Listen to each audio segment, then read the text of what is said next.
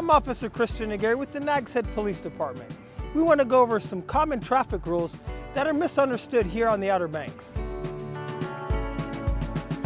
The first is what you do when an emergency vehicle approaches. When an emergency vehicle approaches from either direction on the beach road, pull over to the right and come to a complete stop. On the bypass, if an emergency vehicle approaches from behind, pull to the right and stop. If the vehicle is traveling in the opposite direction, continue driving as normal. Since the bypass is a divided highway, you do not have to stop.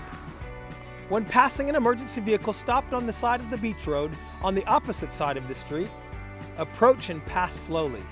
If the vehicle is in your lane, approach slowly, be prepared to stop, and pass when it is safe.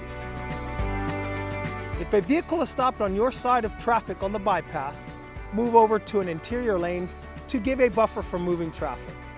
If switching lanes is not possible, pass slowly and be prepared to stop.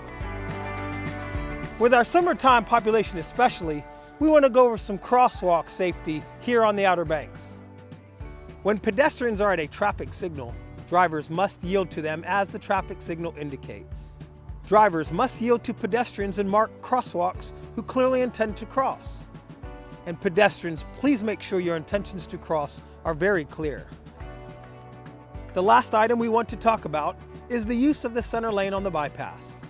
The lane is intended to be used to stop and wait to turn left off the bypass without blocking traffic behind you. The lane is also commonly used to aid in a left turn off a side street, but in the event of an accident, the driver making this maneuver will likely be held liable. If using the center lane to merge onto the bypass, please wait for a safe opening and do not drive down the center lane to build up speed. Thank you for working with us to keep everybody here safe on the Outer Banks.